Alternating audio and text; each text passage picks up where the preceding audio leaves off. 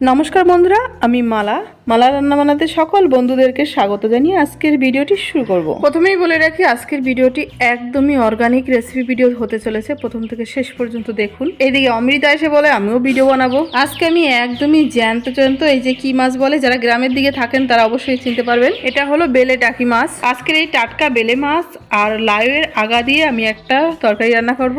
এদিকে এই মাছের ঘ্রাণে দুই মহতর্মা এসে হাজির। এই যে দেখেন একজন, আর এইদিকে এই যে আর একজন। এনারা ভাবছে আমি এনাদের ভিডিও কেন বানাচ্ছি। প্রথমে আমি লাউ শাকগুলো ভালোভাবে কেটে ধুয়ে পরিষ্কার করে নিচ্ছি। এই যে লাউ শাকগুলো ভালোভাবে বেছে ধুয়ে একটু সময় জল ঝরিয়ে রেখেছিলাম, এর জন্য এরকম খুব সুন্দর দেখা যাচ্ছে। শাকগুলো কত সুন্দর শুকনো শুকনো, একটু জল লেগে নেই কোথাও।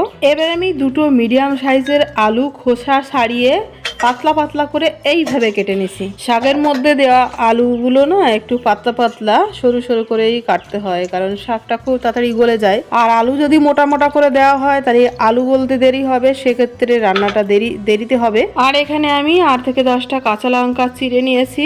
ঝালের পরিমাণটা নিজেদের হিসাব মতন দেবেন। প্রথমেই আমি মাছটা ভেজে নেব, তার জন্য লবণ দিয়ে দিলাম, হলুদও দিয়ে দেবো ম্যারিনেট করার জন্য।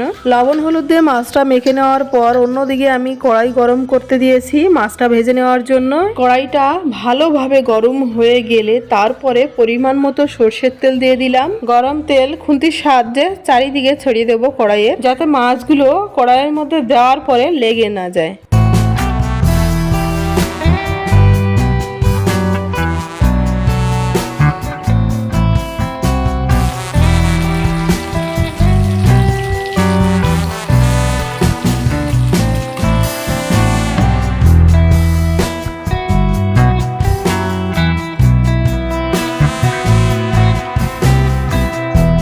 তো বন্ধুরা, আমি মাছগুলো খুব সুন্দরভাবে ভেজে তুলে নিলাম একটা প্লেটের মধ্যে। এবারে বেঁচে থাকা তেলের মধ্যে কালো জিরে আর শুকনো লঙ্কা ফোড়ন দিয়ে কেটে রাখা আলুগুলো দিয়ে দেব।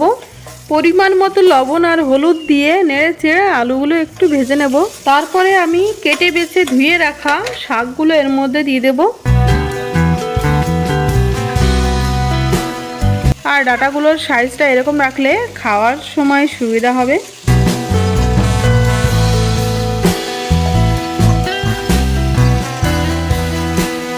শাকগুলো দেওয়ার পরে বেশি সময় দেরি করব না, সঙ্গে সঙ্গে আমি পরিমাণ মতো জল দিয়ে দিলাম। শাকগুলো দেওয়ার সাথে সাথে জল দিলে শাকের যে সবুজ রঙটা সেটা কিন্তু খুব সুন্দর থাকবে। আর এই যে যেমন এখন আছে, রান্নার শেষ পর্যন্ত এই রকম সুন্দরই রং থেকে যাবে। ইতিমধ্যেই আগে থেকে কেটে রাখা কাঁচা লঙ্কাগুলো আমি এর মধ্যে দিয়ে দিলাম। ঢাকনা দিয়ে ঢেকে আমি এই ডাঁটাগুলো গলে যাওয়ার অপেক্ষা করব।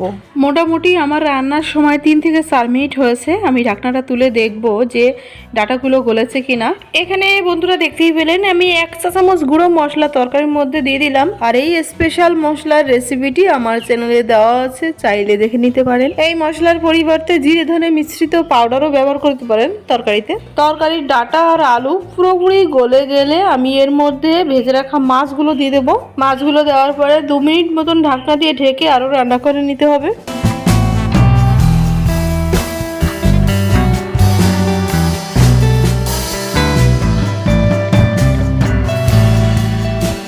আমার এখানে রান্নাটা কিন্তু পুরোপুরি ভাবে রেডি হয়ে গেছে। নামানোর আগে লবণটা চেক করে তরকারিটা কিন্তু আমি অন্য একটা পাত্রে নামিয়ে নিচ্ছি। তো বন্ধুরা, দুপুরবেলা গরম ভাতে এইরকম যদি একটা স্বাস্থ্যকর রান্না থাকে তাহলে আমার মনে আর কিছুই লাগবে না। প্রতিনিয়ত এইরকম সহজ সরল রান্না দেখার জন্য মালা রান্নাবান্নাকে সাবস্ক্রাইব করতে একদমই ভুলবেন না। আমি ফিরে আসছি আরও একটা নতুন স্বাদের নতুন রেসিপি ভিডিও নিয়ে। ততক্ষণে সবাই খুব ভালো থাকবেন, সুস্থ থাকবেন। মালা রান্নাবান্নার সাথে সদা সর্বদা এইভাবেই জুড়ে থাকবেন।